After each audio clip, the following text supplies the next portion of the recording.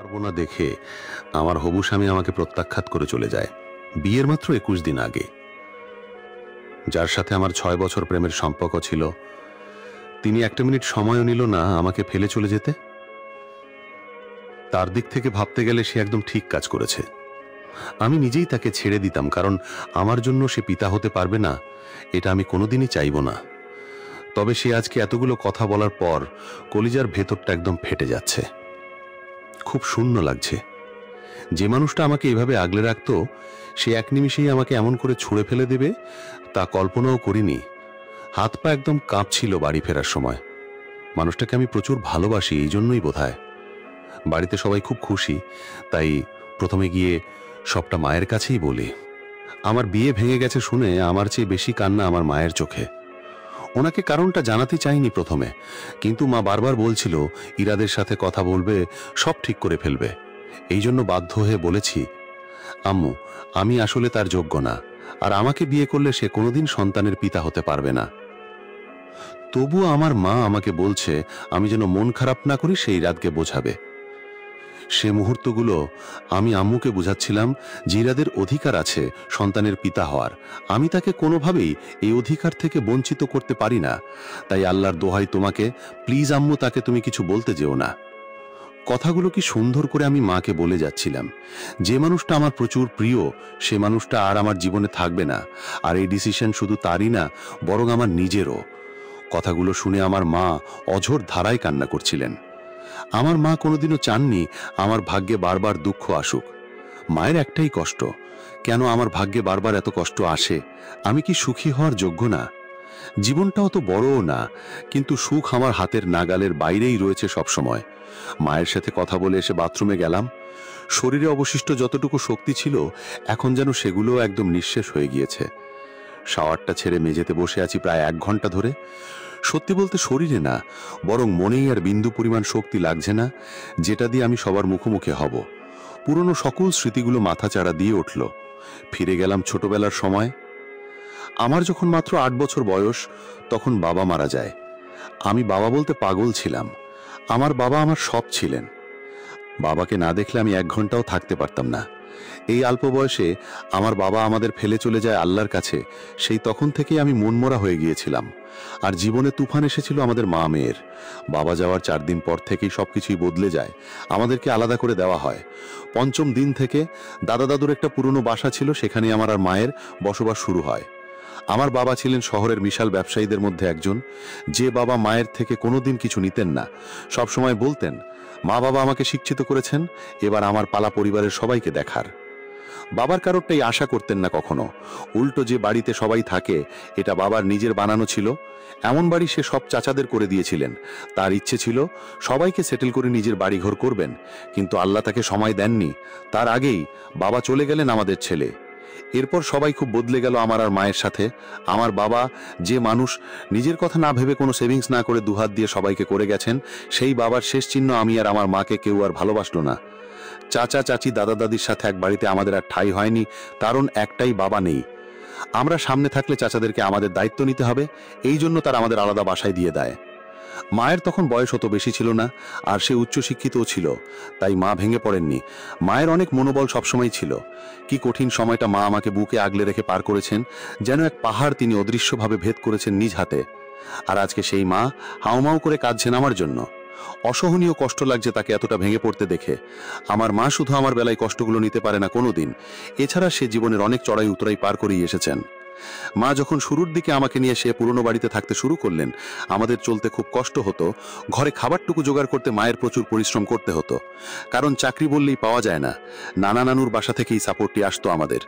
এরই মাঝে কয়েক মাস পর মাকে বিয়ের জন্য অনেক চাপ দেওয়া হয় নানা বাড়ির থেকে, কিন্তু মা নারাজ বিয়ে করতে। সে আমাকে মানুষ করবে, বাবার বিধবা হয়ে থাকবে। একটা ছোট্ট বাচ্চার উপরে যেটা কত বড় একটা চাপ, সেটা মাত্র একটা শিশুই বুঝতে পারবে যে সব সহ্য করেছে। প্রতিনিয়ত শুনতাম মায়ের বিয়ে হয়ে যাবে, আমার নানুর কাছে থাকতে হবে। রাতের আধারে ফুপিয়ে কাঁদতাম, কান্না করতে করতে হাত বাড়িয়ে বাবাকে খুঁজতাম, ধরতে চাইতাম। ভাবতাম আজকে বাবা থাকলে আর কেউ আমাকে আর মাকে আলাদা করতে চাইতো না। আমি আমার মা আর বাবাকে একসাথে নিয়ে থাকবো সব সময়ের মতো। এর মধ্যে মা ছিল প্রচুর ডিপ্রেশনে। সে ঘুমাতো না, ঠিক মতো খেত না, শুধু হন্তথন্ত হয়ে কাজ আর টাকার পিছনে ছুটতেন। আর নানা নানু মামি এসে আমাদের সব নিয়ে চাপ দিতেন। সময়গুলো আমার হয়তো কোনোদিন ভুলে যাওয়া সম্ভব না, কারণ তখন অনেক কঠিন বাস্তবতা দেখা শুরু করেছিলাম। যেখানে আমরা গুলশানে থাকতাম, সেখান থেকে চলে এলাম বনশ্রী বাংলা একটা স্কুলে। মা আমাকে ভর্তি করে দিলেন। তবে বেশি দিন লাগেনি, আল্লাহ পাক আমাদের দিকে তাকায়, মায়ের সরকারি চাকরি হয়ে যায়। আর মা বিয়ে করবে না এবার কঠিনভাবে বলে নানা বাড়ির সবার সাথে সম্পর্ক ছিন্ন করে দিলেন। এসব শুনে কিছুদিন পর আমাদের সাথে আমার দাদা দাদি চলে আসে। তারা বলে মায়ের এই নির্ণয়ের জন্য তারা এসেছেন। তবে আমরা পরে আসল কারণ জানতে পারি যে চাচারা দাদা দাদিকেও তাড়িয়ে দিয়েছে, এখন তারা আলাদা থাকবে। দাদা দাদির কষ্ট মা বুঝাছিল। দাদা দাদি আবারও আমাদের আগের মতো ভালোবাসতে শুরু করলেন। আমাদের দুজনের জীবনে কিছুটা খুশি ফিরে এলো। তবে ফিক্সড চাকরি থাকলেও 4 জন লোকের মূল দায়িত্ব মায়ের ওপর আর দাদার পেনশনের টাকার ওপরে। আমরা তারপরেও আলহামদুলিল্লাহ বলে চলছিলাম। বাবার কথা সবসময় মনে হতো, কান্না করতাম একা একা। বাবাকে ফিরে পেতে চাইতাম, কখনো আর খুশি আসেনি আমাদের মাঝে। নিরামিষ জীবন ছিল আমাদের। জীবনের মূল লক্ষ্য হয়ে উঠল প্রতিষ্ঠা লাভ করা, যার জন্য দিন রাত এক করে দিতে শুরু করলাম আমি। এভাবে দেখতে দেখতে এসএসসিতে গোল্ডেন পেলাম। তবে আমি জানতাম এটাই মূল না, মূল হলো এইচএসসি। তার জন্য কঠোর পরিশ্রম আমি বাদ দেইনি, বরং আরো মনোবল নিয়ে পড়তে থাকি। আমার স্পষ্ট মনে আছে, সেদিন আমার এইচএসসি পরীক্ষার রেজাল্ট ছিল। সেদিন সকালে ঘুম থেকে উঠে একটা গোলাপি রঙের 3 পিস গায়ে জড়িয়েছিলাম। বাবার খুব পছন্দের একটা রং ছিল এটা। উনি বলতেন এই রঙের জামা নাকি আমাকে খুব মানায়। মাও আমাকে কাজল দিয়ে ঠোঁটে লিপ বাম দিয়ে রেডি করে দিলেন। আমাকে নাকি দেখতে বেশ লাগছিল। আমার মা দেখতে অপরূপা সুন্দরী, আর বাবাও ছিলেন সুদর্শন নায়কদের মতো। আর সবাই বলতো আমি নাকি দেখতে তাদের থেকেও সুন্দর হয়েছি। তাই মা আমাকে একটু আগলে রাখারই চেষ্টা করতেন সবসময়। স্কুল কলেজে নিজে নিয়ে যেতেন, আসতেন। তবুও মানুষ বারবার তাকিয়ে দেখত আমাকে সবসময়। আমিও নিজেকে আড়াল রাখার চেষ্টায় থাকতাম খুব। তবে রেজাল্টের দিন মায়ের অফিসে জরুরি মিটিং ছিল বিধায় আমি একা দিয়েছিলাম রেজাল্ট আনতে। যদিও একটু ভয় ছিল, কিন্তু পরক্ষণেই ভাবছিলাম ইনশাল্লাহ ভালো কিছুই হবে। এবং আল্লাহর অশেষ রহমতে সেদিন আমি গোল্ডেন পেয়েছিলাম। এবার আমি কিছুটা টেনশন ফ্রি হয়ে যাই। মনে হচ্ছিল খুশি মাত্র এসেছিল জীবনে ভালো রেজাল্ট রূপে। ভেবেছিলাম আজকে আমার জীবনের অনেক সুখের একটা দিন হবে। কিন্তু আমার সেই 17 বছর বয়সেই তখন একটা বড় অ্যাক্সিডেন্ট অপেক্ষা করছিল। রাস্তা পারাপারের সময়ে একটি গাড়ির সাথে সজোরে ধাক্কা লাগে। কয়েক মুহূর্তের ভেতরেই অ্যাক্সিডেন্টের কারণে আমার প্রচুর রক্তক্ষরণ হয় এবং আমি প্রচুর পরিমাণে আহত হয়েছিলাম। রক্তাক্ত অবস্থায় মাটিতে পড়েছিলাম। মানুষের ভিড় লেগে গেল। অ্যাক্সিডেন্টের পরে কথা বলতে পারছিলাম না, কিন্তু চোখে আবছা আবছা দেখছিলাম সব। এতটুকু খেয়াল আছে, একটা ছেলে আমার দিকে হন্তদন্ত হয়ে ছুটে এসেছিল, আমাকে কোলে তুলে নেয়। এরপর আমার আর কোনো জ্ঞান ছিল না। আল্লাহর রহমতে আমি বেঁচে যাই, কিন্তু এই অ্যাক্সিডেন্টটা আমাকে ভেতর থেকে খুব দুর্বল করে ফেলে। এরই মাঝে আমি হাসপাতালে ছিলাম প্রায় 2 মাসের মতো। সে অ্যাক্সিডেন্টের সময়ও আমি জানতাম না জীবনটায় এখনো ঠিকমতো দুঃখ আসেনি, আরো অনেক পথ তো এখনো বাকি আছেই। যদি জানতাম তবে দোয়া করতাম আর যেন ফিরে না আসি। অসুস্থ থাকাকালীন অবস্থায় প্রতিদিন সকালবেলা আমাদের ওয়ার্ডে ডক্টররা ভিজিটে আসতেন এবং তাদের সাথে মাঝে মাঝে মেডিকেল স্টুডেন্টরাও থাকত। একটা গ্রুপে স্টুডেন্ট চোখে পড়েছিল সবচেয়ে বেশি। তাদেরকে ভেতর একটা ছেলে প্রতিদিন আসতো। শুনেছিলাম তারা 4র্থ বর্ষের ছাত্রছাত্রী। সেই ছেলেটা প্রতিদিন আমাকে দেখে একটা মিষ্টি হাসি দিত। আমি একটু অপ্রস্তুত হয়ে যেতাম এবং তার সাথে ভাব বিনিময় না করে অন্যদিকে তাকাতাম। দেখতে খুব সুন্দর ছিল সে, তাই এভাবে এসে তাকানোটা আমার কাছে তাকে ছেঁচড়া হিসাবে পরিণত করে দিচ্ছিল তাকে। সুন্দর ছেলেদের নিয়ে এমনিতেই হরেক রকমের কথা হয় সবসময়, তাই আমি তাকে ভালো ভাবছিলাম না একদমই। আর সব রেখে সে আমাকে এভাবে কেন দেখত সেটাই আমি বুঝে উঠতে পারছিলাম না। শুধু ভাবছিলাম বাড়ি ফিরতে পারলেই বেঁচে যাই। রোজ এসে আমার আশেপাশে তার ঘোরাঘুরি থেকে মুক্তি পাওয়া খুব জরুরি। যেদিন ডিসচার্জ হয়ে বাসায় আসলাম সেদিন ছিল বসন্তের প্রথম দিন। বলতে গেলে অনেকদিন পরে খুব ঝরঝরে লাগছিল। বাড়ি ফিরে আর ততদিন আমি ঠিকমতো হাঁটাহাঁটি শুরু করে দিয়েছিলাম।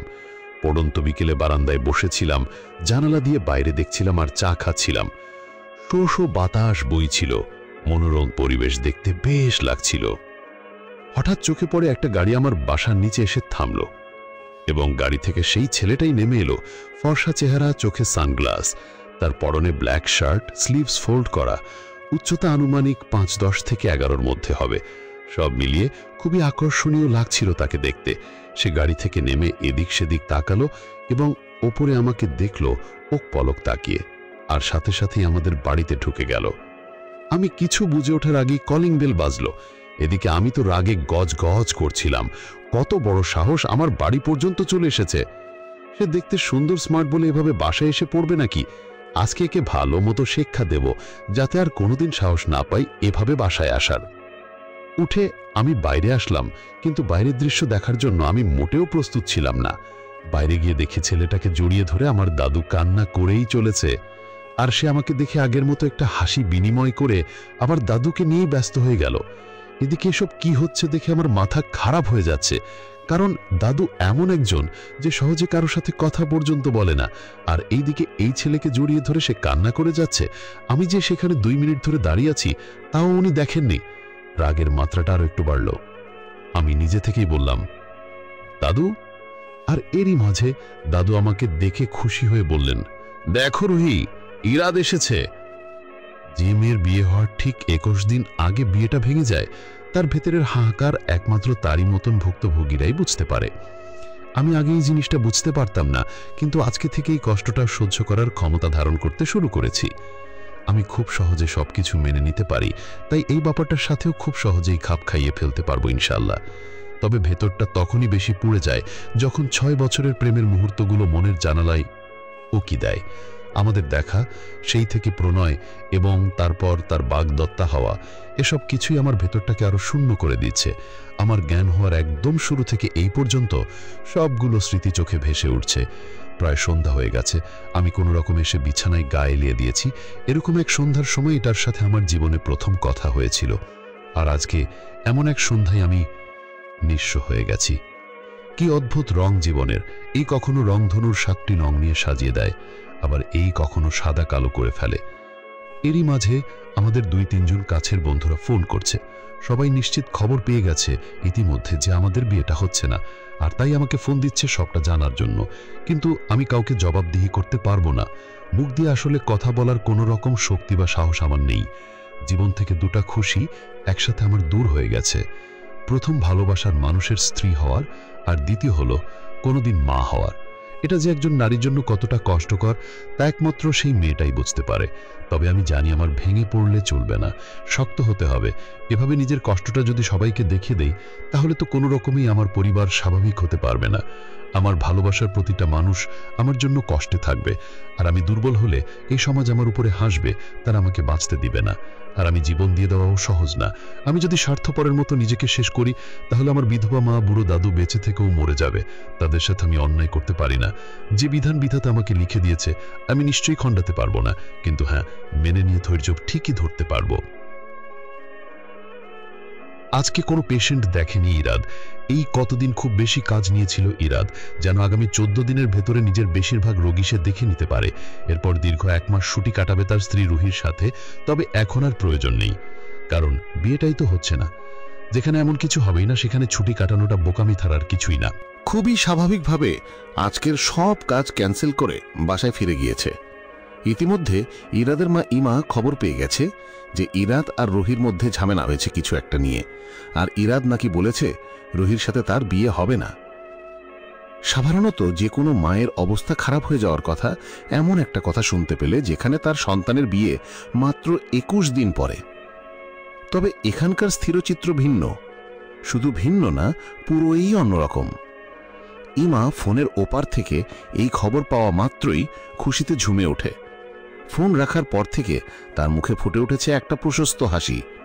এই হাসিটা তার জীবন থেকে চলে গিয়েছিল প্রায় 3 বছর আগেই, যখন ইমা জানতে পারে রুহির মতো একটা অতি সুন্দরী কিন্তু আপার মিডল ক্লাস পরিবারের বাধ্য মেয়ের সাথে তার ছেলে প্রণয়ে জড়িয়েছে। হ্যাঁ, একটা সময় ইরাদের বাবার চেয়ে কোনো অংশে কম ছিল না রুহির বাবা, কিন্তু যাই হোক, মারা যাওয়ার পর তো তেমন কিছু রেখে যেতে পারেননি। সব বিলিয়ে গিয়েছিলেন পরিবারের জন্যে। আর এমন বোকা লোক, যাকে ইমার ভাষায় সে ব্রেনলেস ফুল বলে, এমন লোকের মেয়েকে নিজের পরিবারের বউ করে এনে কোনো লাভ নেই, পাবে না। যেখানে ইরাদ নিজে একজন বড় পলিটিশিয়ানের ছেলে, দেশের বিশিষ্ট ব্যবসায়ীদের মধ্যে একজন তার বাবা, সেখানে এমন রুহি হাতের তুড়ি বাজিয়েই পাওয়া যায়। হয়তোবা অন্য সব মেয়েগুলো রুহির থেকে রূপে গুণে একটু কম, কিন্তু তাতে কি? পারিবারিক অবস্থান ভালো হওয়া সবচেয়ে বেশি জরুরি। সেম স্ট্যাটাসের কত মেয়ের পরিবার আছে যারা ইমা আহসানের ছেলের সাথে সম্পর্ক করতে আগ্রহী ছিল। শুধু ছিল কেন বলবো, এখনো আছে। এমন বুদ্ধিমতী মায়ের সন্তান হয়েও ইরাদের এইটুকু জ্ঞান হয়নি সহজ জিনিসটা ইরাদের মা ইরাদকে কোনোদিন বোঝাতেই পারতেন না তার ছেলেকে। ইমার ধারণা মেয়েটা তার ছেলের টাকা পয়সা দেখে জাদুটোনা করে তার ছেলেকে বশ করেছে।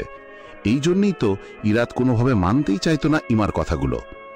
আর প্রায় এতদিন পরে ছেলের জেদের কাছে বাধ্য হয়েই এই মেয়েকে নিজের একমাত্র ছেলের বউ করার জন্য ইমা রাজি হয়েছিল। তবে এখন একটা বাধা পড়েছে, আর এই বাধার আগুনে ইমা নিজেই ঘি দেবে। এই সম্পর্কটা সে হতে দেবে না কোনো মতেই। ছেলে ঘরে ফেরার অপেক্ষা করছে ইমা।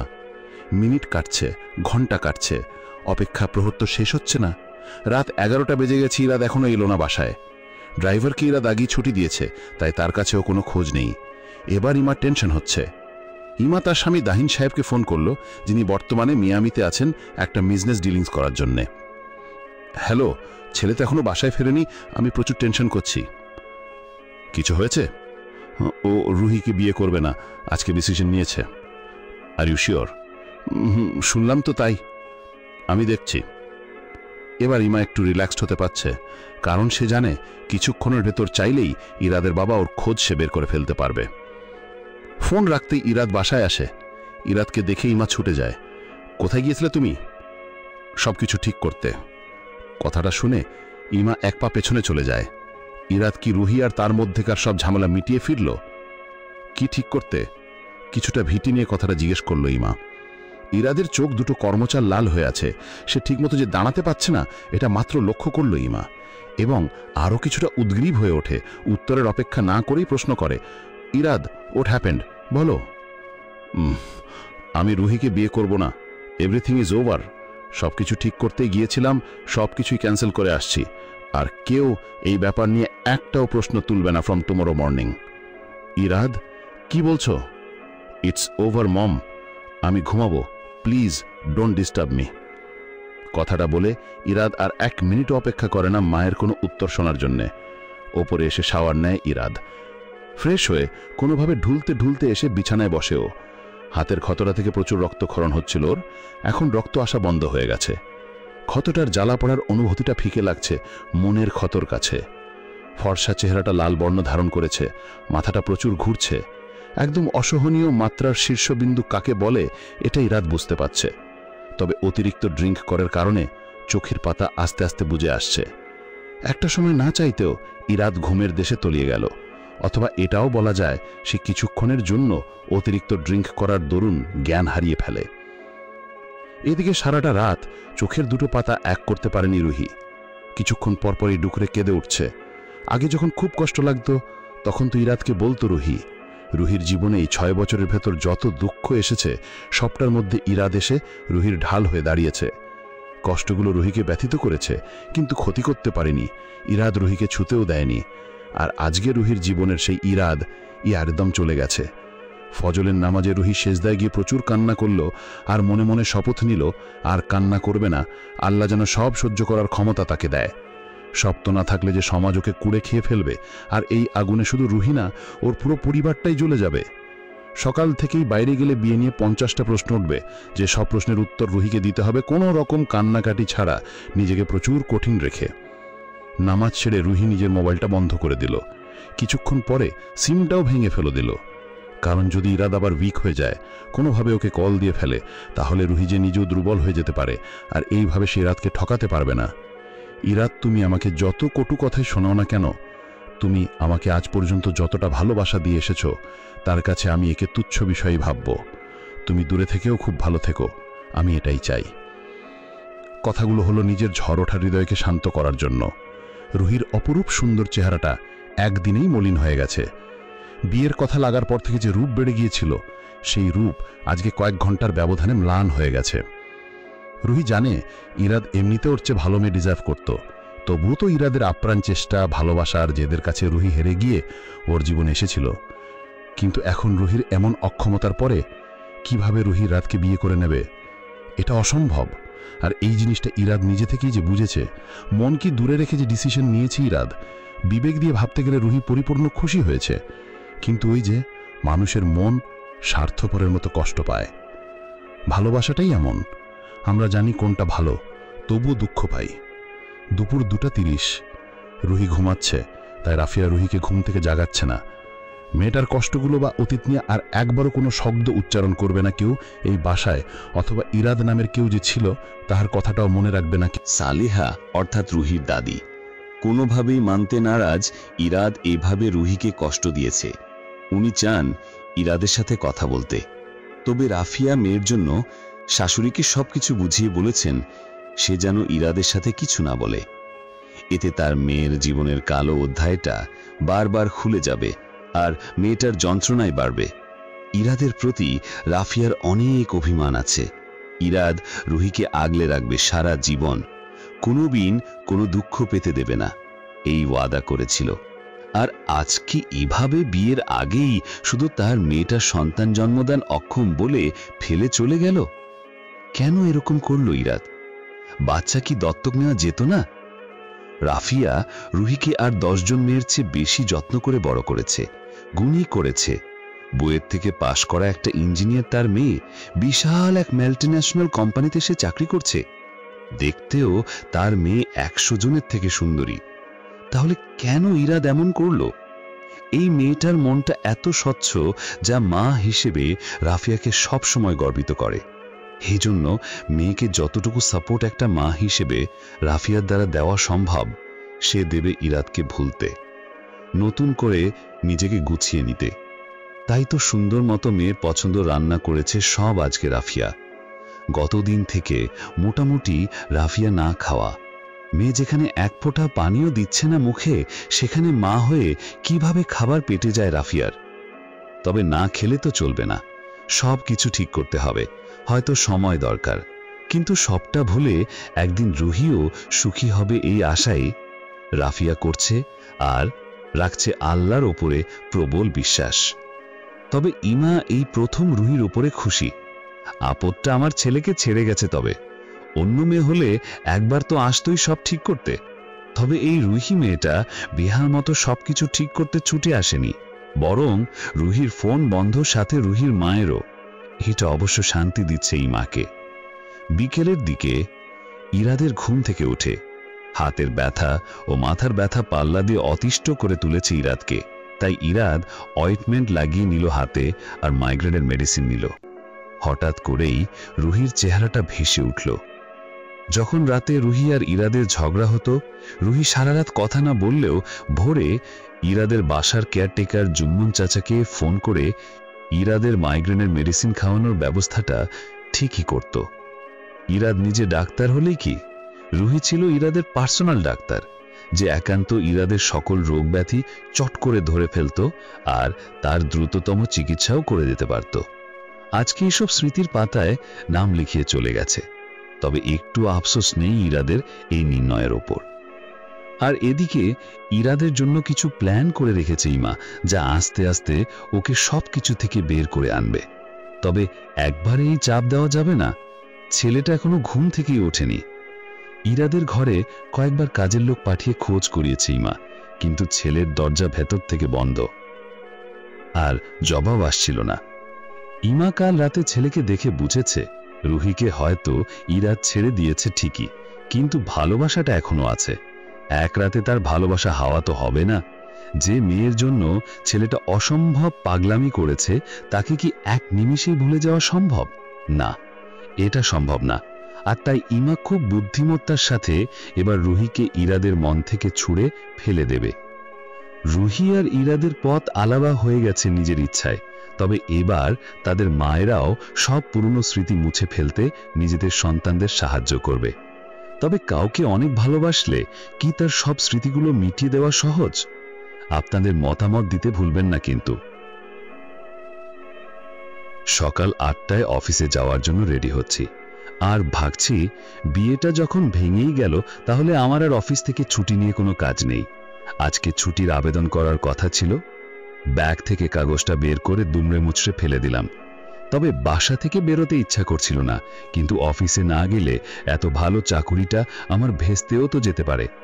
আর এভাবে আমার জীবনের একটা কালো অধ্যায়ের কারণ বশত সাজানো গোছানো আমার মায়ের আমার জন্য ড্রিম জবটা নষ্ট হওয়া, যেটাই শুধু মা না, আমার পুরো পরিবারেরও সুখ মিশ্রিত আছে, তা আমি হতে দিতে পারি না।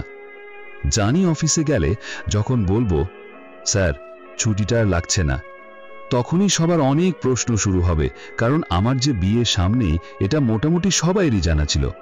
প্রশ্নগুলোর উত্তর কি করে দিব, কি বলবো?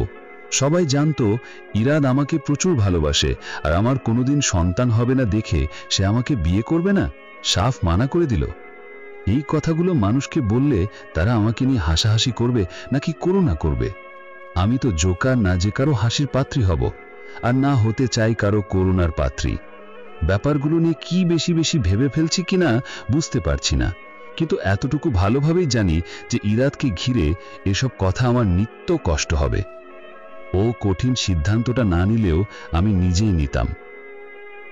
অনেক চিন্তা ভাবনা করতে করতে অফিসে আসলাম, আর সারাদিন অফিস করলাম।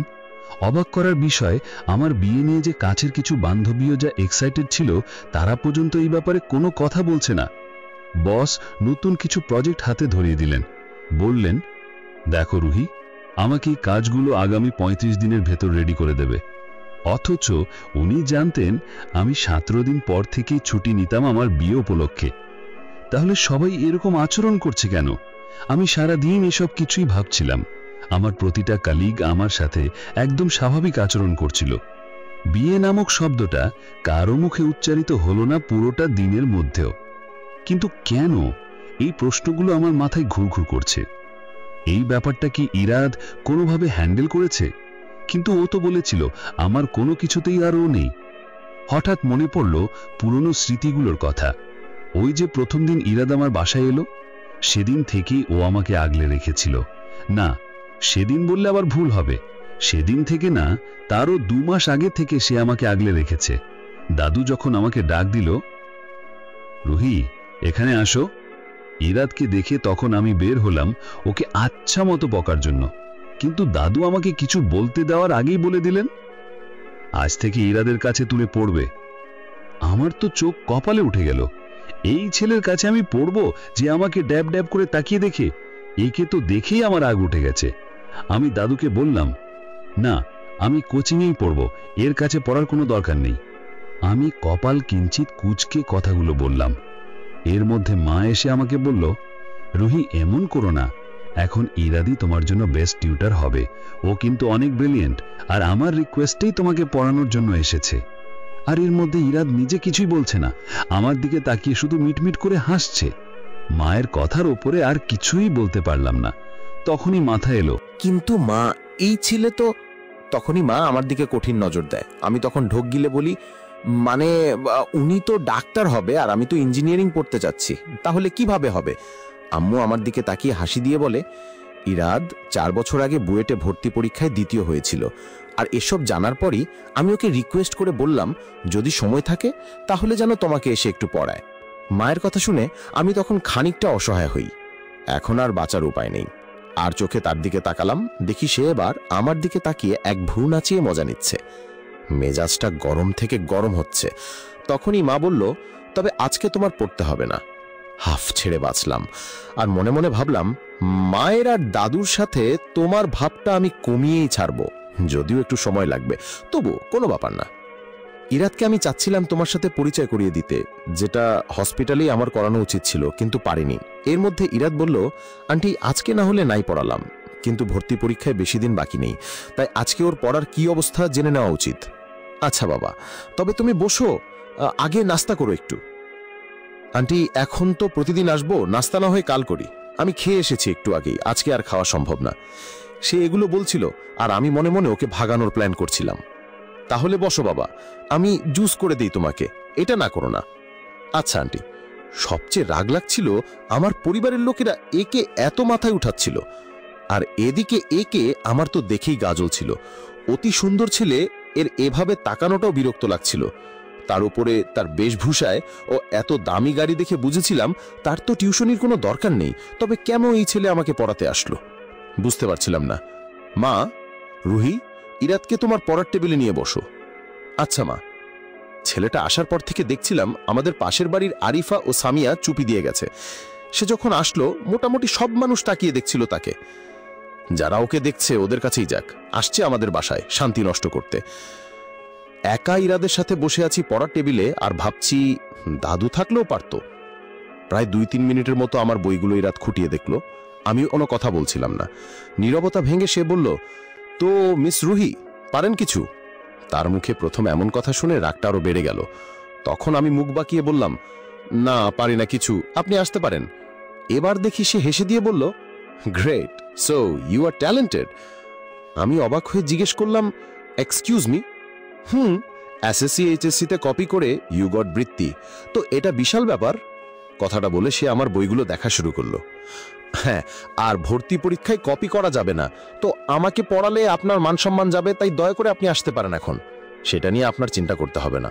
আমার মান সম্মান ঠিক রাখার জন্য আমার যা যা দরকার ওটা আমি করতে পারবো। এছাড়া গাধা টাইপ স্টুডেন্ট মানুষ করতে পারি আমি, সুইটহার্ট।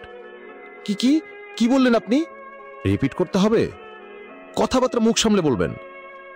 আমি ওসব মেয়েদের মতো না, মোটেও। সে মুখে হাসি রেখেই আমাকে পাল্টা প্রশ্ন করছে বইয়ে চক বোলাতে বোলাতে।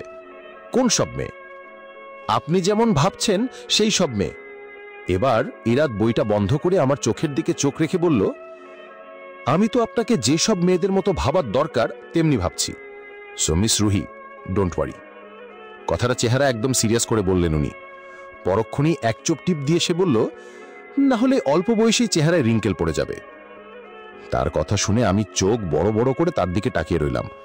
আমাকে তাকাতে দেখে সে বলে, anyway I know I am too handsome, কিন্তু আপনার এখন পড়ালেখায় মনোযোগ দেওয়া উচিত। আপনি কিন্তু বেশি বেশি হ্যান্ডসাম, আমি জানি সুইটহার্ট। আপনি এভাবে কথা বললে কিন্তু আমি মাকে বলে দিব। পেছন থেকে তখন মা জুস নিয়ে এসে আমাকে জিজ্ঞেস করে, মা, উনি আমাকে পড়াতে পারবে না এটা বলছে। কি হলো বাবা? না মা, ও বলছিল সকালবেলা পড়ার কথা। আমি বললাম বিকেলে আসবো, কারণ সকালে তো আমার ক্লাস থাকে। না বাবা, তুমি তোমার সময় করে এসো। ওকে আন্টি, আপনি কোনো টেনশন নেবেন না, আই উইল হ্যান্ডেল এভরিথিং। আপনার মেয়ে বুয়েটেই পড়বে ইনশাল্লাহ। আমি মনে মনে বললাম, ইস, এখন এর কাছে নাকি আমার পড়তে হবে বুয়েটের ভর্তির জন্য। ইরাদ তখন আমার দিকে তাকিয়ে বলল, পড়তে হবে। আমি যেন ঝটকা খেলাম একটু। মনে মনে বলা কথা কিভাবে বুঝে গেল উনি? ইরাদ বলল, আচ্ছা আন্টি, আমি আসি আজকে। রুহি, এটা বুক লিস্ট আপনার কাছে অলরেডি আছে, এগুলো কালকে সব বের করে রাখবেন, আমরা প্রথম থেকে শুরু করব। যাওয়ার সময় আমার দিকে তাকিয়ে একটা দুষ্ট হাসি দিয়ে চলে গেল। ইরাদ যাওয়ার পরপরই আমি মাকে বললাম, মা, ওই ছেলেকে তুমি না করে দিবা, আমার একটাও পছন্দ না। তোমার মতামত আমি জিজ্ঞেস করেছি, কিন্তু মা প্লিজ। রুহি, তুমি কিভাবে ইরাদকে নিয়ে এরো বলছো? এই ছেলেটা তোমার জন্য এত করলো, আর তুমি নাকি কি করেছে? আজকে ইরাদের কারণেই তুমি সুস্থ হয়ে আমাদের মাঝে ফিরে এসেছো। আমি বলে শেষ করতে পারবো না এই ছেলেটা আমার জন্য কি করেছে। আমার জীবনের শেষ সম্বল আমার মেয়েটাকেও সময় মতো হসপিটালে নিয়ে গিয়েছিল, আর সেই মেয়েই একে এমন করে বলছে কি জন্য? কারণটা কি আমি জানতে পারি? এবার আমি বুঝতে পারলাম তাহলে এই ছেলেটাই সে যাকে আমি রক্তাক্ত অবস্থায় পড়ে থাকার সময় আধো আধো চোখে দেখেছিলাম। এই ছেলেটাই আমাকে হসপিটালে নিয়ে গিয়েছিল। এবার আমি আর কিছু বললাম না। না মা, কিছু না। ওকে, ভালো মতো পড়বে। আচ্ছা মা। এবার তার উপরে রাগটা কিছুটা কম লাগছে। ছেলেটা আমার অনেক বড় উপকার করেছে, কিন্তু সব ঠিক থাকলেও আমাকে সুইটহার্ট কেন বলে? এই কথাটা শুনে তার উপরে রাগ কিছুটা বহাল ঠিকই রয়ে গেছে আমার। এত অপ্রিয় মানুষটা আমার একদম প্রিয় মানুষে পরিণত হবে তা সে মুহূর্ত পর্যন্ত ঘুমঘোড়া খেয়েও জানি না। বর্তমানে ইরাদ। আতিফ, আমি বেস্ট ছেলে চাই, তুমি বুঝতে পারছো, right? Yes sir. So find early, Ruhi needs to get married soon. Sir, আমি চেষ্টা করছি, আমি রেজাল্ট চাই, চেষ্টা না। কথাগুলো এরা তোর ম্যানেজারকে বলল, বলেই আবার পাবে চলে গেল ড্রিঙ্ক করতে। এই ড্রিঙ্ক করাটা আপাতত ইরাদকে কিছুক্ষণের জন্য পুরনো সব কথাবার্তা ভুলে থাকতে সাহায্য করছে।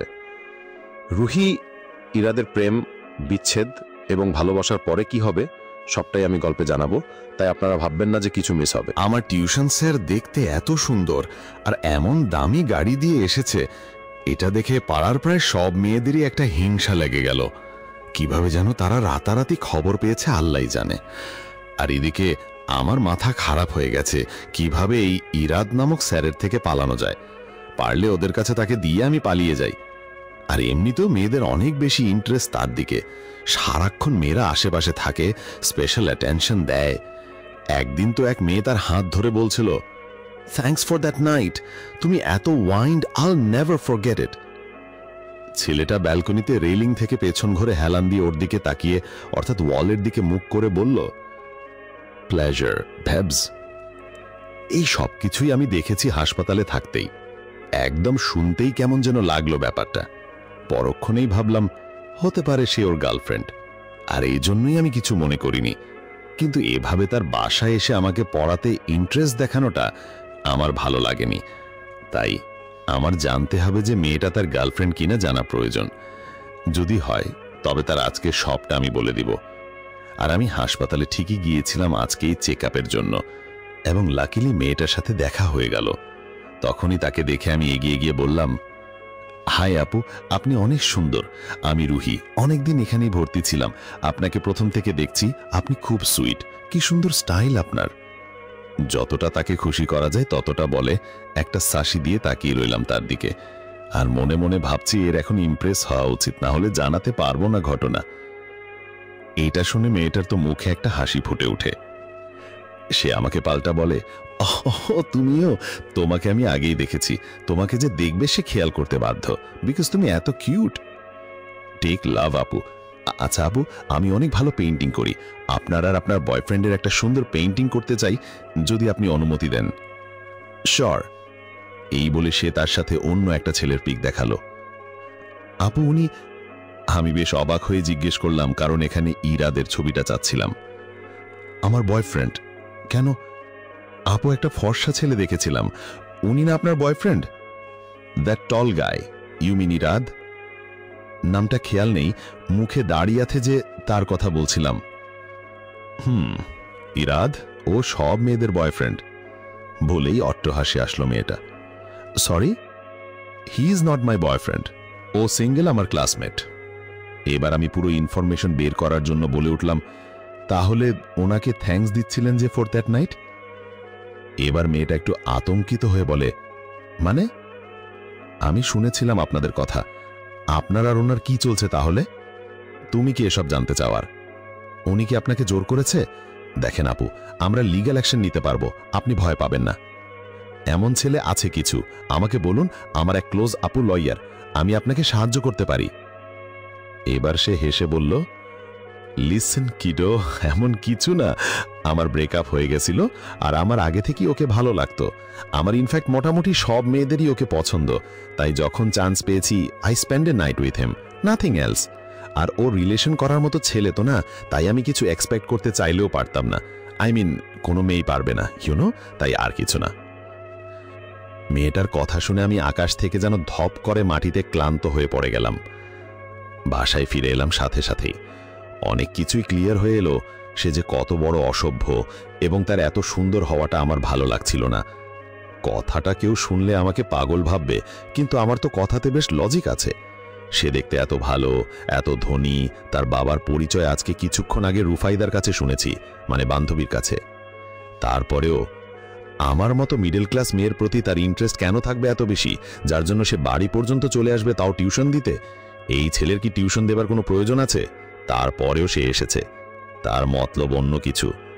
আচ্ছা, সে যদি আমাকে ওই ধরনের মেয়ে মনে করে যাকে নিয়ে রাত কাটানো যাবে, তাহলে আমি একদম গলা চেপে মেরেই ফেলব।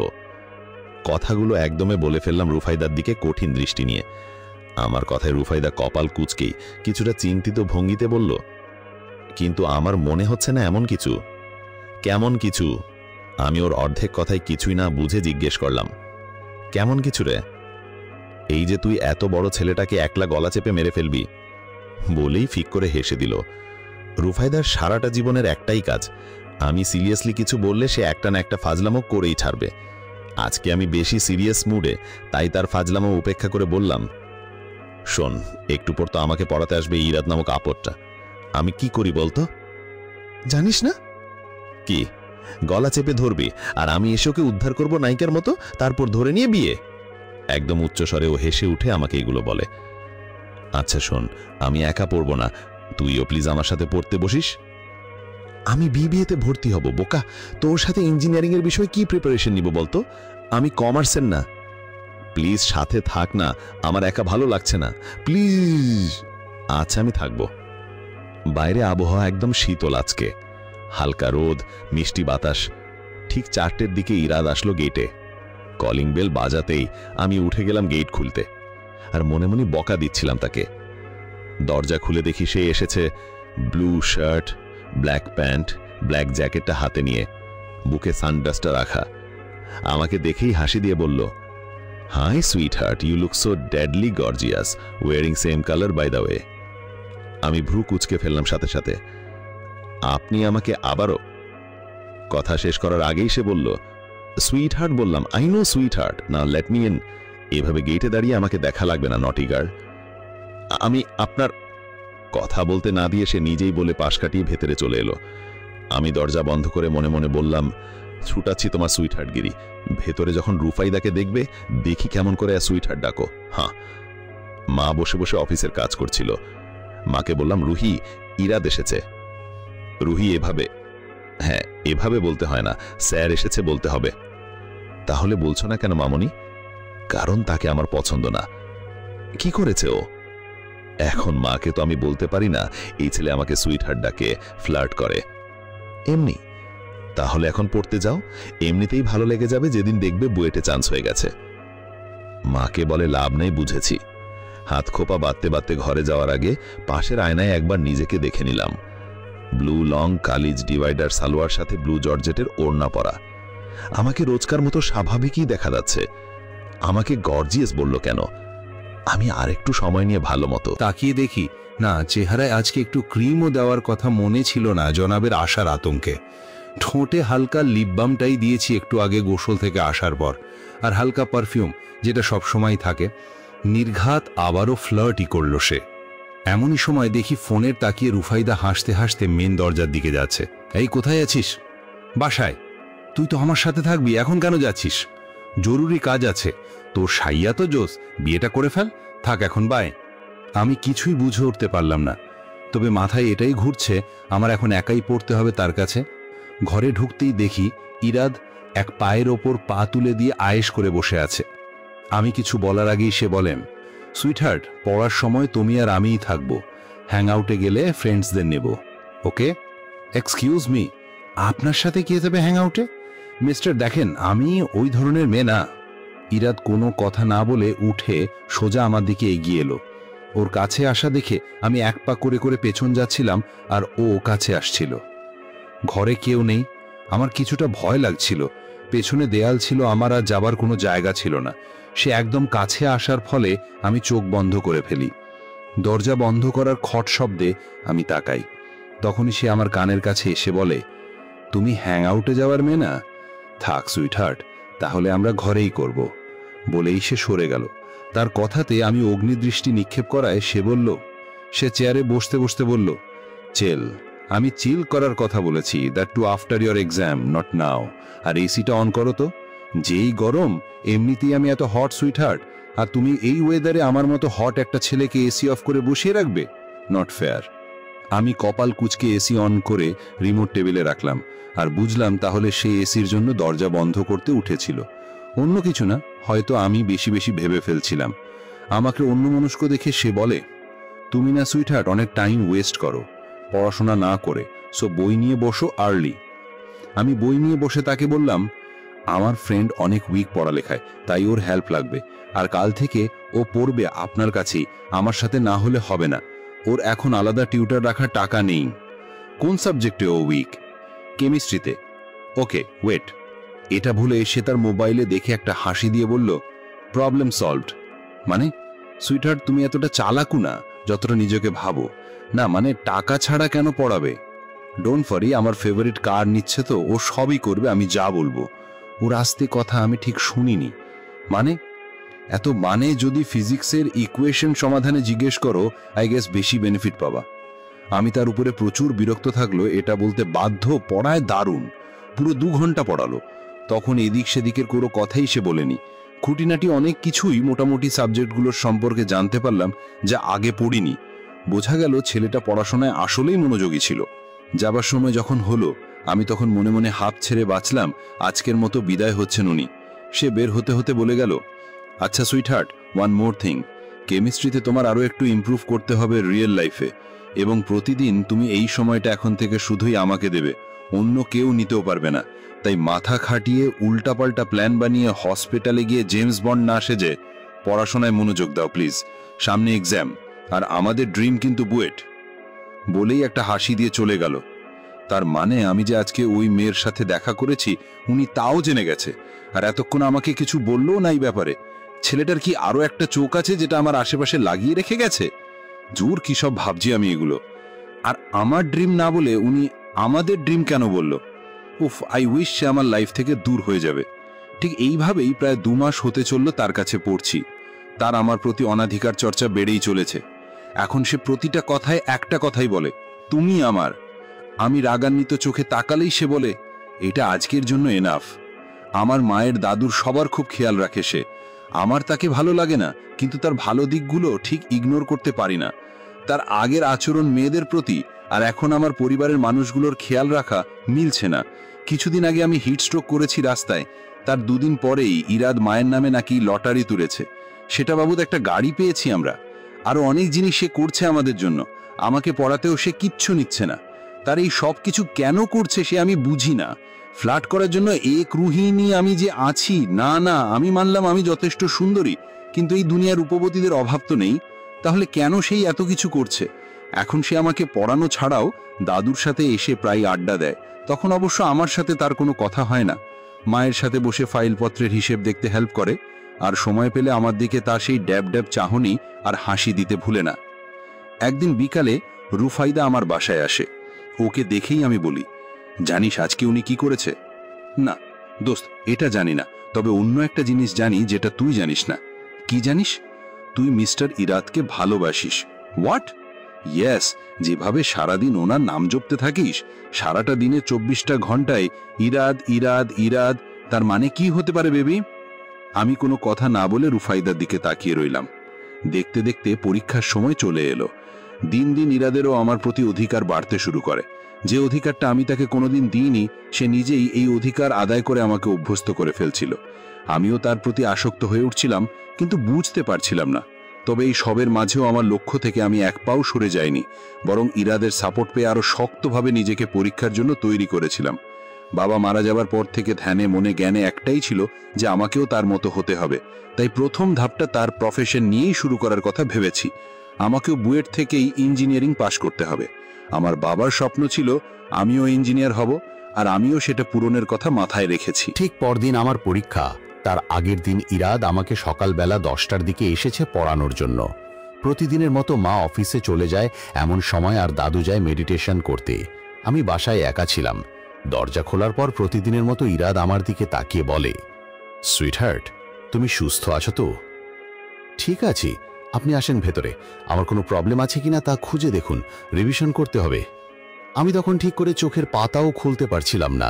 কিছুটা টেনশনে ছিলাম আর মাথাটাও ঘুরছিল খুব, তবে কেন তা ঠিক বুঝতে পারছিলাম না।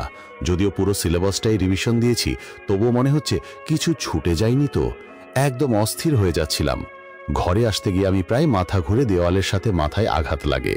ইরাদ সাথে সাথে আমাকে কোলে তুলে নেয়। তার এতটা কাছে আমার জ্ঞান থাকতে কোনোদিন আসেনি। কেন যেন একটা অন্যরকম অনুভূতি হচ্ছিল। রুহি, আপনার সাহস তো কম না, আমাকে কোলে নিলেন কেন? সে আমার কথায় উত্তর না দিয়ে বলে, মাই গড সুইটহার্ট, তোমার শরীর আগুনের মতো জ্বলছে। তোমার তো জ্বর এসেছে প্রচুর। নামান আমাকে, বিছানায় নিয়েই নামিয়ে দেব। ছাড়েন, আমাকে পড়তে হবে। আমি বিছানা ছেড়ে ওঠার চেষ্টা করাতে ইরাদ আমাকে একটা টান দিয়ে জোর করে বিছানায় শুইয়ে দিয়ে বলে, নড়লে খবর আছে। I will kiss you. And no, আমি আসলেই করতে পারি। আমি ভয়ে চোখ বুজে শুয়েছিলাম। সুইটহার্ট, শুয়ে থাকো, আসতেছি আমি। 5 মিনিট পর রুফাইদা আসে, তার সাথে ইরাদও আসে, হাতে মেডিসিন ও কিছু স্ন্যাক্স নিয়ে। ইরাদ, খেয়েছিলে সকালে? না, আমি উঠে ফ্রেশ হয়েছি একটু আগে, ঘুমিয়েছিলাম ভোরবেলা। ওকে ফাইন, এখন খাও। ইচ্ছে করছে না। ইউ লিসেন টু মি, চুপচাপ যা বললাম করো, না হলে জানো। সে কথা বলে আবার রুফাইদার দিকে তাকিয়ে বলল, রুফাইদা প্লিজ জয়েন করো তোমার ফ্রেন্ডকে। এই স্ন্যাক্সগুলো বেশ টেস্টি। রুফাইদা, ভাইয়া আপনিও নেন। না, আমি একটু আগে খেয়েছি। ইরাদের জোরে খেতেই হলো, কিন্তু প্রচুর গা গুলিয়ে আসছিল। তবুও খেলাম। এরপরও আমাকে মেডিসিন খাইয়ে দিল। রুফাইদা এই কেয়ারগুলো দেখে হাসছিল মিটমিট করে। আমি বিছানায় শুয়েছিলাম, রুফাইদা বারান্দায় বসে ওর বয়ফ্রেন্ডের সাথে কথা বলছিল, আর ইরাদ আমার পাশে বসে বই নিয়ে পড়াগুলো আওড়াচ্ছিল। আমার যেন সবটা মাথায় থাকে। প্রায় সন্ধে হয়ে গেল, ইরাদ আমার পাশেই ছিল। মা এসে ভেবেছে ইরাদ বিকেলে এসেছে, তাই সে কিছু জিজ্ঞেস করেনি। আমার জ্বর দেখে টেনশন করছিল, কিন্তু রুফাইদা তাকে বুঝিয়ে দিয়েছিল। দুপুরের খাবার ওরা বাইরে থেকে এনেই খেলো। ইরাদ আমার দাদুরও যত্ন কম নেয়নি। একটা ছেলে হয়েও কিভাবে আমার পরিবারের আমার এতটা কেয়ার করে আমি বুঝতেই পারছিলাম না। পড়া শেষে ইরাদ বলে, সুইটহার্ট, এখন আর চিন্তার কোনো কারণ নেই, তুমি ফুললি প্রিপেয়ার্ড। জাস্ট ভালো মতো এক্সাম দিও, আর কালকে আমি সকালে আসব, রেডি থেকো সময় মতো। এখন ঘুমাও। সারাটা রাত পরীক্ষার চিন্তায় ছিলাম। সকালে ইরাদ এলো ল্যাভেন্ডার কালারের একটা শার্ট আর বটল গ্রিন একটা প্যান্ট পরে। কি সুন্দর দেখাচ্ছিল ওকে। মায়ের জরুরি মিটিং থাকার কারণে মা আমার সাথে যেতে পারেননি। হলে ঢোকার আগে বললাম, আপনি চাইলে এখনো আসতে পারেন, আমি বাসায় যেতে পারবো।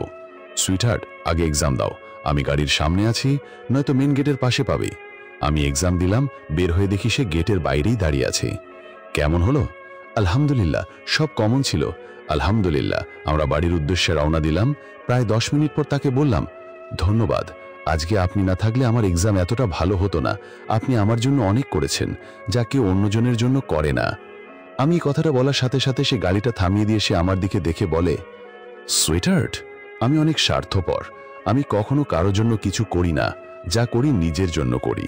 যা আমাকে খুশি করে তাই করি আমি, কিন্তু আমার জন্য তো। এবার সে আমার একদম কাছে ঝুঁকে এসে বলে, আমি সব আমার জন্য করেছি, আর তুমিও আমার। এটা আজকে মানো আর না মানো। সারা রাস্তা আমরা আর কেউ কিছু বলিনি। বাইরে ফরি ফরি বৃষ্টি হচ্ছিল আর ঝড় বইছিল আমার মনেও। বাড়িতে নামিয়ে দেওয়ার সময় সে আমার দিকে তাকিয়ে হেসে বলে, I will miss you sweetheart. তুমি পরশুদিন প্লিজ বিকেলে 5টায় ওয়েস্টিনে এসো, আমি ওয়েট করব। আমি কেন আসব? আমার চোখের প্রশান্তির জন্য? মানে, আমি জানি তোমাকে ভালোবাসি সুইটহার্ট, বুঝেও অবুঝের মতো আচরণ করো না প্লিজ। আমি যদি আপনাকে না ভালোবাসি? সমস্যা নেই, আস্তে আস্তে ভালোবেসে ফেলবে, কিন্তু তুমি তো আমারই। আল্লাহ তোমাকে আমার থেকে দূর করতে পারবে না। সে চলে গেল। আমি তাকিয়ে রইলাম তার দিকে। কোন সময় যে আমার মুখে হাসির রেখা ফুটে ওঠে আমি নিজেও বুঝিনি। দিন গড়িয়ে রাত হয়ে গেল। আমি সবকিছু ভাবছিলাম শুধুই। আমাকে আমার অনুমতি ছাড়াই রাত এক প্রকার জোর করে সবকিছুতে, তারপরও তাকে কিছু বলতে পারি না। আমি জানি আমি যতটুকু কঠিন করে বলি এটা তেমন কিছুই না। আমি চাইলে আরো কঠিন করে বলতে পারি, না শুনে তার উপায়ও নেই, কিন্তু তাই আর জোর খাটানোটা আমি কেন যেন দিন দিন মেনে নিচ্ছি। তার প্রতি আমিও আসক্ত হয়ে গেছি।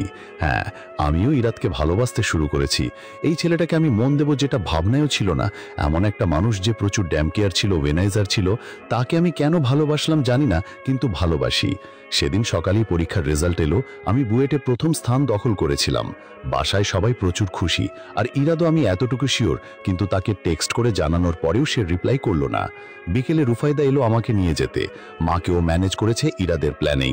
আমি একটা রেড কালারের শাড়ি গায়ে জড়িয়েছি, চুলগুলো খোলা, গালে ব্লাশন, চোখে হালকা মাস্কারা। পুরোটা রেস্টুরেন্ট পুল সাইডে এত সুন্দর করে ডেকোরেট করা হয়েছে যা দেখেই চোখ ধাঁধিয়ে যাবে। আমি ঢুকতে দেখি ইরাদ ব্ল্যাক স্যুটে আমাকে ঢুকতে দেখে হেসে কাছে আসে, আমার হাত ধরে বলে, welcome to my world sweetheart, congratulations for your success. আপনাকে ধন্যবাদ এই সব কিছুর জন্য। Ruhi, will you be mine? আমি নিচের দিকে তাকিয়েছিলাম। কিন্তু আপনি তো একটা মেয়েতে। আসক্ত ছিলাম না, কিন্তু তুমি আমার লাইফে আসার পর থেকে আমার চোখে আর কোনো মেয়েকে ধরেনি, আর ধরবেও না। রুহি, তোমার প্রতিটা নিঃশ্বাস নেওয়াও আমার দেখতে ভালো লাগে। তুমি যেভাবে তাকাও, যেভাবে হাসো, আমি সে সব কিছুই আমি এনজয় করি। কেন জানি না, কিন্তু করি। তোমার প্রতিটা আচরণ আমার দেখতে ইচ্ছা করে। মনে হয় সারাদিন তোমার আশেপাশেই থাকতে, তোমাকে সব সময় খুশি রাখতে ইচ্ছা করে। তোমার কমফোর্ট জোন আমার জন্য বেশি ইম্পর্টেন্ট সুইটহার্ট। আমি জানি সুইটহার্ট, তোমার লাইফে অন্য কেউ নেই, তুমি আমার একদম বিপরীত। তাই আমি আর কাউকে তোমার লাইফে আসতেও দেব না। আমি তোমাকে সারা জীবন ভালোবেসে যাব, আর তোমারও আমাকে ভালোবাসতেই হবে। আজকে না বাসলেও সামনে আমি বাধ্য করব তোমাকে। তোমার জন্য যা যা করা দরকার সব করব আমি। You are my everything sweetheart.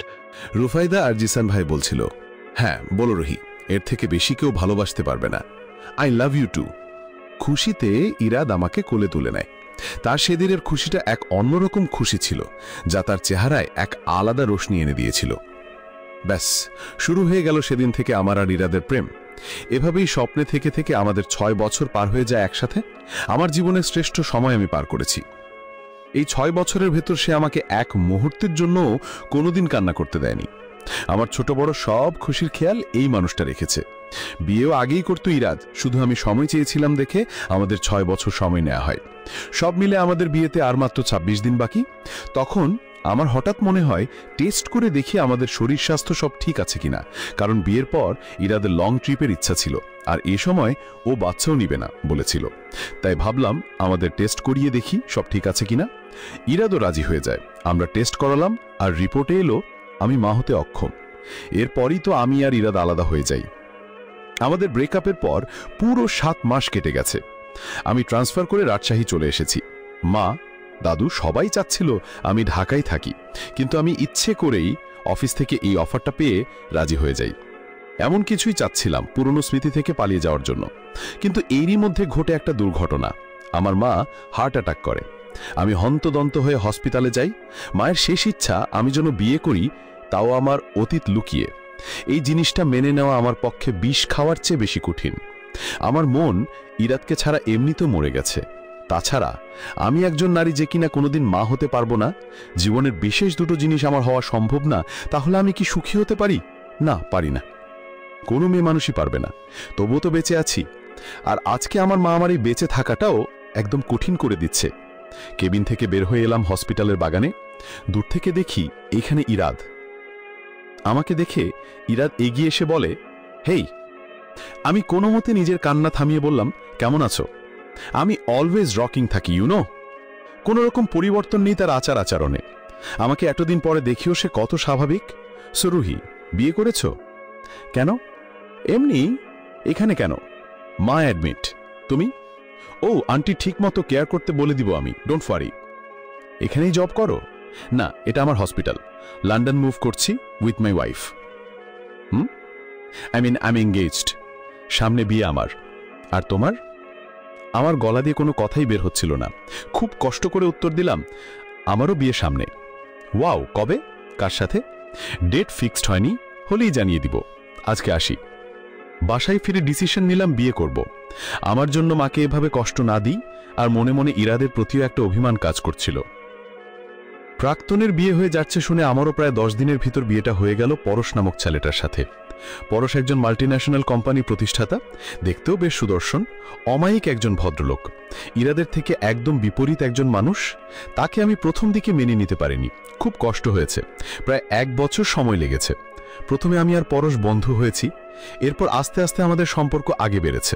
মায়ের কসমের কারণে আমি পরশকে আমার অতীত বা কোনোদিন মা হতে পারবো না এই একটা ব্যাপারও জানাতে পারিনি। দিনে দিনে আমাদের মধ্যে একটা ভালো বোঝাপড়া হয়েছে।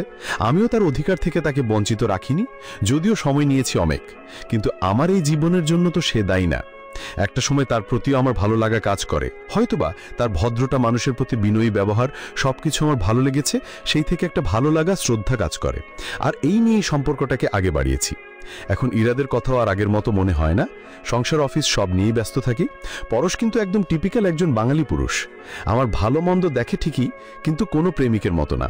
হয়তোবা আমি তার প্রেমিকা না, আমি স্ত্রী। এই জন্যই তার কাছে আমি না কোনো ধরনের আশাও করি না, আসলে ইচ্ছাও করে না। আগের মতো প্রেমিকা মনটা নেই তো, এই জন্যই। সবকিছুই ঠিকঠাকভাবে চলছে, একদম স্নিগ্ধ শীতল। তারপরেও এইসবের ভেতর মাঝে মাঝে ইরাদের কথা মনে পড়ে। যখন দেখি কেউ তার বউ বা প্রেমিকার জন্য পাগলামি করে, ভ্যালেন্টাইন্স ডেতে কাপলদের দেখি স্পেশাল কিছু করতে, কারো মুখে যখন শুনি সুইট হার্ট, তখন আমার সুন্দর সাজানো গোছানো জীবনটা এলোমেলো হয়ে যায়। অনেক ফিল্মই ছিল ও, তাই এখন আমি নাটক ছবি দেখি খুব কম। কোনো প্রেমিকাকে তার প্রেমিক যদি সুইট হার্ট ডাকে, আমি এড়িয়ে যাওয়ার চেষ্টা করি। হুঠাৎ হাত টেনে ধরে নিজের কথা মানানো, কথা না শুনলেই টেনে কোলে তুলে নেওয়া, আমি জেদ করলে তার থেকেও বেশি জেদ আদুরে ভাবে যেন আমি কষ্ট না পাই আর তার কাজও হয়ে যায়, এসব কিছু হুটহাট মনে হয়। কত বেশি চেষ্টাই যে করি এসব একদম মাথা থেকে ঝেড়ে ফেলতে, তবুও জীবনের এমন একটা অংশ ইরাদ যা মুছে ফেলতেও পারি না। এই মানুষটা আমার জীবনের প্রথম ভালোবাসা। তো তাকে ভাবলে কষ্টগুলো কোথায় থেকে যেন আমার জীবনে ফিরে আসে। ভাবতেই চাই না একটু, তবুও ভেবে বসি। বেশ কিছুদিন ধরে কিছুই খেতে পারছি না, শুধু বমি আসে, মাথাটাও ধরে থাকে, শরীরে শক্তি পাই না একদমই। ভাবছি ডাক্তার দেখাতে হবে, হয়তো অ্যাসিডিটি হয়ে গেছে। এদিকে পরশ আর ওর মা বাবা ভাবছে আমি প্রেগন্যান্ট। তবে আমি তো জানি সত্যি কোনটা, আমি কোনোদিন মা হতে পারবো না। এই জিনিসটা কিভাবে হলো? মা হতে অক্ষম এই জিনিসটা কিভাবে হলো জানি না, আমি কিছুই জানি না, কিন্তু আল্লাহ হয়তো আমাকে জীবনে একটা সুযোগ দিয়েছেন মা হওয়ার স্বাদ গ্রহণ করার, যেটা আমি হারাতে চাই না। এই সময়টা সবাই আমার খুব যত্ন নিলেন। দেখতে দেখতে 9 মাস কেটে গেল। এক রাতে লেবার পেইন উঠল, কান্না করছিলাম খুব। পরশ আমার পাশেই ছিল, সে আমাকে শান্ত করার জন্য হাতটা ধরল। আমি ছটফট করছিলাম ব্যথায়। পরশ ভয়ে আমার হাতটা ছেড়ে দেয়। ভদ্রলোকের চেহারাটায় আমাকে হারানোর একটা ভয় স্পষ্ট ভেসে উঠছে। সে হন্তদন্ত হয়ে গেছে, কিভাবে আমার কষ্ট কমাবে চেষ্টা করছে আপ্রাণ। হয়তো আজকে এই জায়গায় ইরাদ থাকলে ইরাদ আমার হাতটা আরো চেপে ধরত শক্ত করে। একজন আমার ব্যথায় প্রশান্তি দেওয়ার জন্য হাতটা ছেড়ে দিল, অন্যজন থাকলে আমাকে আরো আগলে ধরত শক্ত করে, ভরসাটা দেওয়ার জন্য যে যাই হোক আমিও আছি তোমার জন্য। দুজন লোক যেমন ভিন্ন, তেমনি দুজন লোকের ভালোবাসার ধরন ভিন্ন। দীর্ঘ সময় ব্যথা সহ্য করার পর আমার খুব সুন্দর একটা ছেলে বাবু হয়। ওর নাম আমি রাখি ইহান। ইরাদের অনেক পছন্দের নাম ছিল, আর ওর রিকোয়েস্ট ছিল আমাদের ছেলে হলেও ইহান রাখবে, আর আমাকে ডাকবে ইহানের মা। আমি তখন রাগ করতাম খুব। আজকে ইহানকে প্রথম কোলে নিয়ে চোখ দিয়ে অস্ত্র ঝরছে। আজকে আমি আছি, ইহান আছে, কিন্তু ইহানের বাবা অন্য কেউ। পরশকেও আমি ঠকাচ্ছি না, তার কাছে পারমিশন নিয়েই এই নামটা দিয়েছি বাবুকে। রুফাইদা এসেছে আমাদের দেখতে। আমার প্রেম আমার অতীতের একমাত্র বান্ধবী, যে সবটা কাছ থেকে দেখেছে। রুহি, বাবুর নাম কি রেখেছিস? আমি চোখটা বন্ধ করে একটা দীর্ঘশ্বাস নিয়ে বললাম, ইহান। আমার কথাটা শুনে রুফাইদার চোখ ভিজে গেছে। রুফাইদা, দেখ, আজকে আমার কোলে ইহান আছে, কিন্তু যেই নামটা দিয়েছে সে নেই। কেন? আমি অক্ষম ছিলাম, তখন কেন আল্লাহ আমার সাথে নিষ্ঠুরতম আচরণ করলেন? না রুহি, তুই কোনো দিন অক্ষম ছিলি না। আর ইরাদ ভাই এখনো এখানেই আছে আমাদের মাঝে, তোর স্মৃতি হয়ে। রুফাইদার কথা শুনে আমার কলিজার ভেতরটা মোচড় দিয়ে ওঠে। মানে, তোর জন্য একটা চিঠি রুহি, আর বাবুর জন্য এই গিফটগুলো সবই ইরাদ ভাইয়া দিয়েছেন। কথাটা বলে রুফাইদা আমার কোল থেকে বাচ্চাকে নিয়ে বলে, তুই পড় এটা। আমার হাত কাঁপছিল, তবু আমি পড়ি। ডিয়ার সুইটহার্ট, আসসালামু আলাইকুম। আমি সালাম দিচ্ছি, একটু উইয়ার্ড না? জানি, কিন্তু সালাম তো শান্তি। আমি চাই তুমি দূরে থেকেও শান্তিতে থাকো। আমি কিন্তু এখন নামাজও পড়ি, তোমার জন্য দোয়া করি, কোনো দুঃখ তোমাকে যেন স্পর্শ করতে না পারে। তোমাকে অনেক কাঁদিয়েছি আমি, অনেক খাপ আমি, তাই না? কিন্তু এই কষ্টগুলো দিয়ে আমিও কষ্ট পেয়েছি।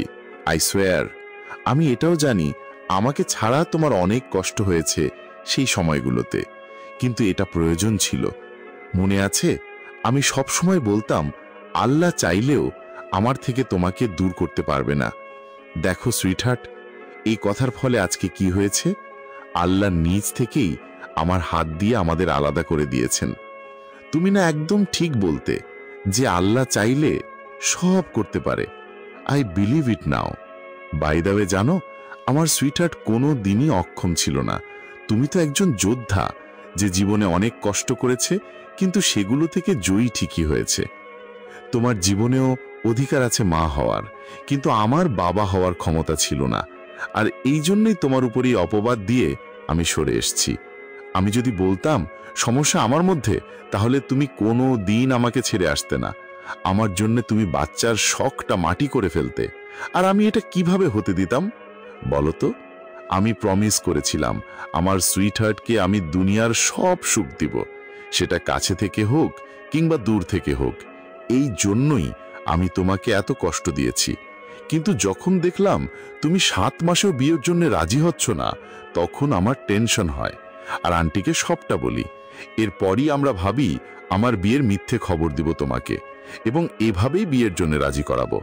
কিন্তু আমার এই সত্যিটা জানার পর আন্টি নিতে পারেননি। আন্টি বলেছিল তোমাকে আমি সত্যিটা বলে যেন আবার এক হয়ে যাই, কিন্তু আমি না করি। আন্টি তো কোনোদিন আমাকে ছেলের থেকে কম ভাবেননি। এমন ঘটনা উনি নিতে পারেননি। সে রাতেই উনি হার্ট অ্যাটাক করেন। এরপর বাকিটা তুমি তো জানোই। সুইটহার্ট, এতদিন পর তোমার চেহারাটা দেখে আমার খুব খারাপ লাগছিল।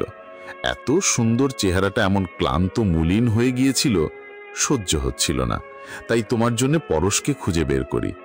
বাই দ্য ওয়ে, ছেলেটা আমার মতো হট না, একদম চাম্পু টাইপের, তাই না? হা হা হা, চাম্পু না, কিউট টাইপের। সৎ একজন মানুষ, দেখতেও হ্যান্ডসাম, ঠান্ডা মেজাজের, তোমাকে আমার মতো করে জ্বালাবে না, জোর করে কথা শোনাবে না, বরং তোমার হ্যান্ডব্যাগ হয়ে চলবে। ব্যাপারটা মাথায় রেখে ওকে চুজ করি তোমার জন্যে। You deserve the best. আর হ্যাঁ, তোমার চাম্পুর একটা গার্লফ্রেন্ড ছিল আগে, তো কোনোদিন গিল্টি ফিলও করো না যে তোমার পাস্ট ওকে বলো নাই তো কোনো মহাভারত অশুদ্ধ হয়ে যাবে। বলার কোনো দরকারও নেই। সুইটহার্ট, তুমি এখন ভাবতে পারো আমি এত কিছু কিভাবে বুঝতে পারছি এত দূরে থেকেও? কারণ আমি আমার সুইটহার্টকে বুঝি। তোমার সাথে জীবনের শ্রেষ্ঠ সময়গুলো পার করেছি। তুমি কেমন জানো? একটা হাওয়াই মিঠাই, কিন্তু অন্যায় দেখলে হয়ে যাও শক্ত কাঠ। আচ্ছা সুইটহার্ট, তুমি না কঠিন নীতিমালার একটা বই লিখো সামনে, আমি সব কপি কিনে নিব। হা হা হা। রুহি, এই চিঠিটা আমি লিখছি তোমার ডেলিভারির শেষ সপ্তাহে। আমি জানি তুমি টেস্টও করনি ছেলে হচ্ছে নাকি মেয়ে হচ্ছে, কিন্তু জানো আমার মনে হচ্ছে তোমার কোল জুড়ে একটা প্রিন্স আসবে। ইহানের মা ইহানি আসবে প্রথমে, আর আমি জানি ওর নাম তুমি ইহানি রাখবে। আই মিন রেখেছো। You will be a queen সবসময়, এই দোয়া করি মন থেকে। রুহি, আমাকে খোঁজ করার চেষ্টা করো না কোনোদিন। আমি অনেক দূরে আছি। আমি রুফাইদা বা জিসানের সাথেও সরাসরি দেখা করিনি, তাই ওরাও আমার ঠিকানা জানে না। বাই দ্য ওয়ে, জিসানের গাড়িটা ফাইনালি চেঞ্জ করিয়েছি। শালা আমার ফেভারিট কার নিয়ে তোমার বেস্ট ফ্রেন্ডকেও বিয়ে করে নিছে। বাংলাদেশ ছাড়ার আগে এই শুভ কাজটা সেরে এসছি, আর এইবার ওর টাকাই গাড়ি কিনিয়েছি। আমি আজকে কত কথা বলছি তাই না? আসলে সুইটহার্ট, বলার মতো অনেক অনেক কথা আছে, কিন্তু সময় আর সুযোগ নেই। আর আমি চাইও না আর সময় বা সুযোগ আসুক। তুমি জানো তোমার প্রতি আমার ভালোবাসা। আমি নিজেকে অনেক কষ্টে তোমার থেকে দূরে রেখে আসছি এতদিন। সব কিছু অনেক সুন্দর আছে এখন পর্যন্ত। এসব এরকমই থাকতে দিও প্লিজ। তোমার একটু কাছে আসলে আমি কোনোভাবেই নিজেকে ধরে রাখতে পারবো না, আর সবকিছু অগোছালো হয়ে যাবে। তাই এসব করো না কোনোদিন। আমি এই দেশেই নেই, যেখানে আছি সেখানকার ঠিকানাও আমি দিব না। তবে জেনে রেখো সুইটহার্ট, আমার থেকে বেশি তোমাকে কেউ ভালোবাসতে পারবে না, কারণ আমার লক্ষ্যই তুমি ছিলে, আর অলক্ষ্য তুমি সুইটহার্ট। ইতি, তোমার শুভাকাঙ্ক্ষী। চিঠিটা পড়ে বুকটা ফেটে যাচ্ছে, কান্না করছি খুব বেশি। রুখাইদা আমাকে জড়িয়ে ধরে সান্ত্বনা দিচ্ছে, কিন্তু এ মনে কি আদৌ কেউ শান্ততা দিতে পারবে? ইরাদ তো আমাকে পাগলের মতোই ভালোবেসেছিল, আর আমি তো ওর মতো ওকে ভালোবাসতে পারলাম না। কি করলাম আমি? কেন বুঝতে পারিনি? কেন সব কিভাবে শেষ হয়ে গেল? আমার অতীতের মানুষটা এত ভালোবাসেছে আমাকে যে আমাকে দূরে গিয়ে একটা গোছানো জীবন উপহার দিয়ে গেছে। আমি কি ভালোবাসিনি? কেন একটা সুখের জন্য সেই নিজের সুখ সবটা বিসর্জন করে দিল?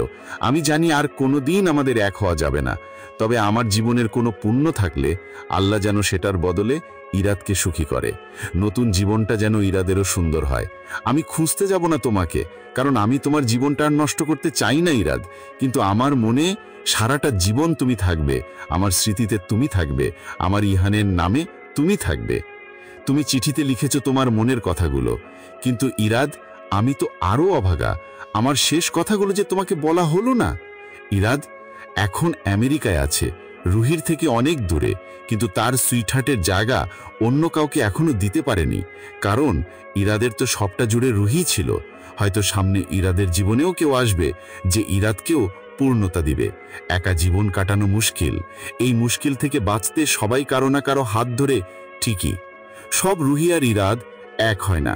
হয়তো এটাই আল্লাহর নিয়ম, কারণ জোড়া তো উপর থেকে আল্লাহ বানিয়ে পাঠায়, কিন্তু আমরা মানুষেরা ভালোবেসে ফেলি এমন কাউকে যার সাথে মিল হয় না কোনোদিন, কিন্তু তার জায়গাটা সারা জীবন সে না থাকলেও ফাঁকাই থাকে। নতুন কেউ এসেও তার জায়গার আশেপাশেও ভিড়তে পারে না। হয়তো এটাই দুনিয়ার নিয়ম, আল্লাহর হুকুম। তবে ভালো থাকুক সব রুহি ইরাদ। এই বিচ্ছেদগুলো পীড়াদায়ক, তাই হয়তো ভালোবাসার অপর নাম দুঃখ।